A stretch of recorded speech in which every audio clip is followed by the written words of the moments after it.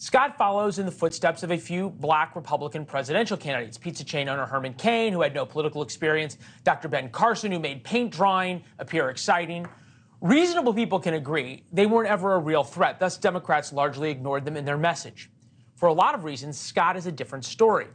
He's from the early primary state of South Carolina. Trump likes him, meaning he's a possible vice presidential pick. If he won the nomination, he's okay with the MAGA base in a general election. And unlike almost every Republican, he runs towards rather than away from the issue of race. When I helped to rewrite the tax code in 2017, I focused on my growing up experience, which was a single mother. I cut her taxes. Single mothers like mine, average income around $40,000 by 73%. But you only one black senator out of 50. We're talking about progress. Right. There's only two on the other side. There's only two on the other side. You can draw your own conclusions about why he is so threatening. You could see the body language on The View, but we have some ideas. The African-American vote in Scott's home state of South Carolina doesn't mean much. It's a red state in the primaries. But African-Americans in Georgia represent 32% of the state's eligible voters, Pennsylvania more than 10%, Michigan 13%, combined 52 electoral votes.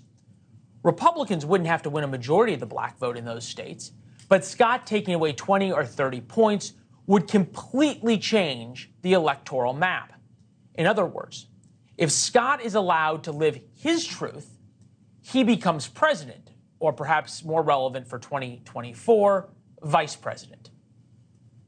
There may come a time where there's somebody in the Republican Party that is more serious about actually addressing some of the deep inequality that still exists in our society that tracks race and is a consequence of our racial history. And if that happens, I think that would be fantastic. I haven't yet seen it.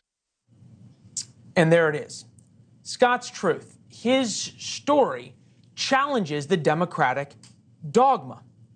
Therefore, he must be stopped, if for no other reason than voters, especially black voters, exposed to Scott's truth, might believe it. Senator Scott's former staffer and personal friend DaQuawn Bruce joins us now, currently Executive Director of Concerned Communities for America. Obviously, it was a lot there. But one thing struck me about what President Obama said. He said, may even be sincere. Couldn't even take Tim Scott at face value. Absolutely. I will say, Senator Scott is one of the most thoughtful, compassionate, fair, and level-headed and rational leaders I've ever had the pleasure of knowing and working for. And like we've talked about before, in 2018, when I got shot outside of the home that I grew up in Chicago, it wasn't, our state senators and our representatives. The mayor didn't come visit. No, nobody came. Okay. But who did come? Senator Scott. And he stayed there as long as he could to make sure that I, just a regular person, was okay. And he took the time to listen to the issues and create a plan to help solve those problems. That's a leader who is compassionate, who we should be listening to instead of, degrading as a fellow Black American. We should be lifting up that voice. Look, and reasonable people can disagree about his policies, about his tax policies, about his stands on abortion, about his stands on Social Security and Medicare and lots of other things, on foreign policy. What I am trying to figure out is why his positions, specifically on race, bring such visceral hatred from fellow Black Americans. All you have to do is look at the body language, for example, of that interview on The View.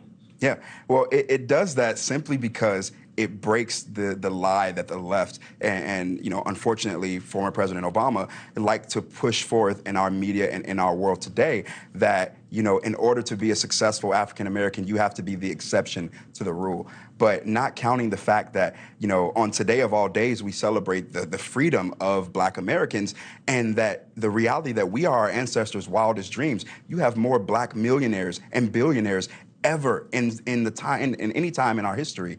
And that is because yesterday's exception has become today's rule. And we have to get out of that mentality of telling Black Americans that we are the victim of a system that hates us, when in reality, we are the beneficiaries of a country that is getting more perfect by the generation. And if we come together, realize who we are as a people, we can be just as successful and be the new rule just as anybody else can.